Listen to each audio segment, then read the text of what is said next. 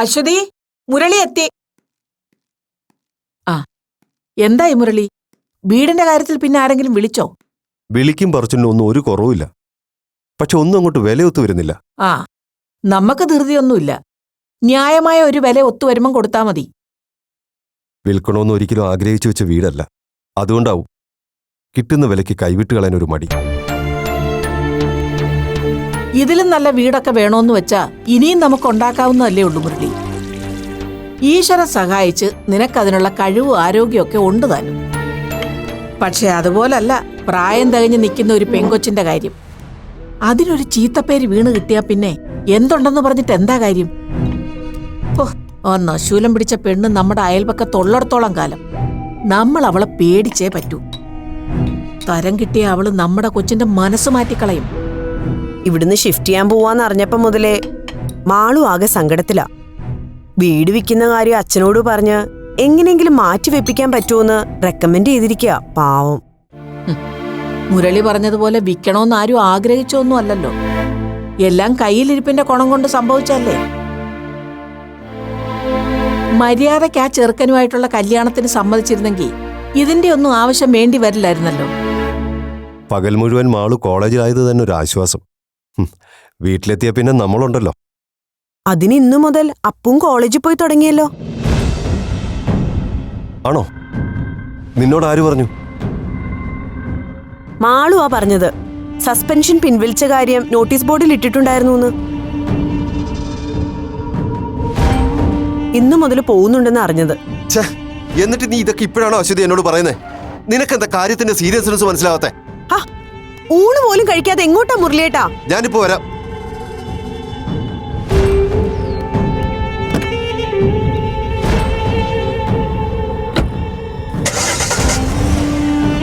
ഈശ്വരാ, ഇനി കോളേജിൽ ചെന്ന് എന്തെങ്കിലും പ്രശ്നം ഉണ്ടാക്കാനുള്ള പുറപ്പാടാണോ ആവോ?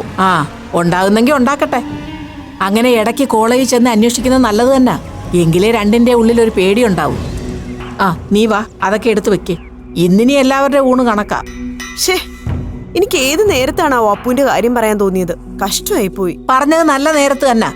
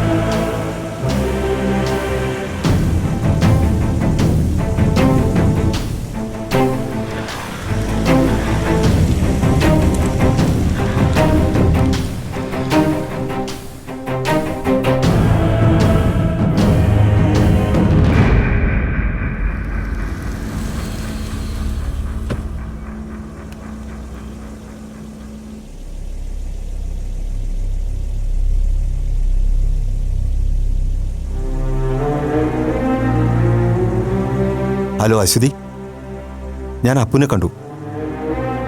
ഇല്ലില്ല, റോഡിൽ വെച്ച്. അവൾ ഒറ്റയ്ക്കേ ഉണ്ടായിരുന്നുള്ളൂ. ഭാഗ്യം, ഇങ്ങനെ അങ്ങ് പോയാൽ മതിയായിരുന്നു. ഏതായാലും പേടിച്ച പോലൊന്നും സംഭവിച്ചില്ലല്ലോ. മാളു നേരത്തെ വരികയാണെങ്കിൽ നീ എന്നെ ഒന്ന് വിളിച്ചേക്കണേ. ശരി.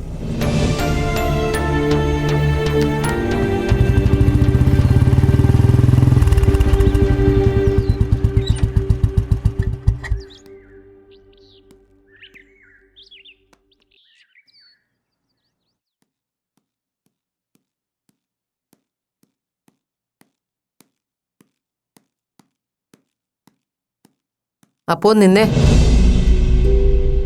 കോളേജിൽ ഇന്നെന്തായിരുന്നു ഇഷ്യൂ? എന്ത് ഇഷ്യൂ? അവിടെ പ്രത്യേകിച്ച് പ്രശ്നമൊന്നുമില്ല. പിന്നെ നീ എന്തിനാ അവിടെ നേരത്തെ പോകുന്നത്? ക്ലാസ്സിൽ ഇരിക്കാൻ തോന്നിയില്ല, അതുകൊണ്ട് ഇങ്ങ് പോന്നു. അപ്പോ എന്നെ പ്രിൻസിപ്പൾ വിളിച്ചിരുന്നു. അവിടെ നടന്നതൊക്കെ വിസ്തരിച്ച് പറയുകയും ചെയ്തു. അറിയാൻ വയ്യാഞ്ഞിട്ട് ചോദിക്കാ, അപ്പോ നിനക്ക് ഭ്രാന്താണോ? എന്തിനാ നീ ഇതൊക്കെ മറ്റുള്ളവരോട് വിളിച്ചു പോവാൻ പോയത്? അതുകൊണ്ടല്ലേ ഇത്രയും പ്രശ്നങ്ങൾ കോളേജിലുണ്ടായത്? അതിന് ഞാനാ അവിടെ പ്രശ്നം ഉണ്ടാക്കിയെന്ന് അമ്മയുടെ പ്രിൻസിപ്പൾ പറഞ്ഞോ? എന്താ ഇനി അതറിഞ്ഞിട്ട് വേണോ അവരുടെ തലതല്ലി പൊളിക്കാൻ? ഞാനായിട്ട് അവിടെ ഒരു പ്രശ്നത്തിനും പോയില്ല. എന്റെ ഒപ്പം ഇരിക്കാനും പഠിക്കാനും മറ്റുള്ളവർ തയ്യാറാവാത്തതിന് ഞാൻ എന്ത് പഴിച്ചു? പിന്നെ അമ്മ കരുതും പോലെ ഞാനായിട്ടൊന്നും ആരോടും വിളിച്ചു കൂവി നടന്നിട്ടില്ല. എല്ലാവരെയും അറിയിച്ചത് മാന്യനെന്ന് നിങ്ങളൊക്കെ കൂടി വാഴ്ത്തിപ്പാടി നടന്ന അരുൺ ഭാസ്കറും അവന്റെ ഗ്യാങ്ങോ. സംശയം ഉണ്ടെങ്കിൽ മാളുവിനോട് വിളിച്ചു ചോദിച്ചു നോക്ക്. ശരി, അവരങ്ങനെ ചെയ്തു തന്നെ ഇരിക്കട്ടെ. നീ എന്തിനാ അവരോട് അതൊക്കെ സമ്മതിച്ചു കൊടുക്കാൻ പോയത്? അതുകൊണ്ടല്ലേ പ്രശ്നങ്ങൾ അത്രയും വഷളായത്? പ്രിൻസിപ്പൾ എന്നെ വിളിച്ച് എക്സ്പ്ലനേഷൻ ചോദിച്ചു. ഞാൻ എന്റെ നിലപാട് പറഞ്ഞു. അതിലെന്താ കുഴപ്പം? എന്താ കുഴപ്പമെന്നോ? നീ എന്താ കണ്ണടച്ചിരുട്ടാക്കാൻ നോക്കാണോ? അപ്പോ ഇതുകൊണ്ട് ഉണ്ടാകാൻ പോകുന്ന ഭവിഷ്യത്ത് എന്താണെന്ന് നിനക്ക് നന്നായിട്ട് അറിയാം. എന്ത് ഭവിഷ്യത്താമേ? ഞാൻ ഇങ്ങനൊരു തീരുമാനം എടുത്തതുകൊണ്ട് എന്റെ എല്ലാ ഇഷ്ടങ്ങളും അവകാശങ്ങളും വേണ്ടെന്ന് വെക്കണമെന്നാണോ? മറ്റു കുട്ടികളെ പോലെ കോളേജിൽ പോകാനും പഠിക്കാനും ഉള്ള അവകാശം എനിക്കുമില്ലേ? ഞാനായിട്ട് ആർക്കും ഒരു ശല്യം ഉണ്ടാക്കാത്തിടത്തോളം കാലം മറ്റുള്ളവർ എന്റെ കാര്യത്തിൽ ഇത്ര ബോധേഡാവുന്ന എന്തിനാ? എനിക്കതാ മനസ്സിലാവാത്ത. എനിക്ക് തോന്നുന്നില്ല നിനക്കിനി ആ കോളേജിൽ പഠിക്കാൻ പറ്റുമെന്ന്. പ്രിൻസിപ്പൾ ഇന്ന് അത്ര ഇറിറ്റേറ്റഡ് ആയിട്ടാ എന്നോട് സംസാരിച്ചത്. നിന്നെ അങ്ങോട്ട് വിടരുതെന്ന് അവരെന്നോട് ബെഗ് ചെയ്തില്ലെന്നേ ഉള്ളൂ. TC തരാം, വേറെ അങ്ങോട്ടേക്ക് മാറി പൊയ്ക്കോളാൻ പറഞ്ഞു. അവരുടെ ലക്ഷ്യം അതാണെന്ന് എനിക്ക് മനസ്സിലായി. പക്ഷെ ഞാൻ എവിടെ പഠിക്കണമെന്ന് തീരുമാനിക്കാനുള്ള അവകാശം എന്റേതാണ്. ആ കോളേജിൽ ഒരു സ്റ്റുഡന്റായി അപൂർവ വിജയ് എന്ന പേര് രജിസ്റ്റർ ചെയ്തിട്ടുണ്ടെങ്കിൽ ഞാൻ അവിടെ തന്നെ പഠിക്കും, പരീക്ഷ എഴുതുകയും ചെയ്യും.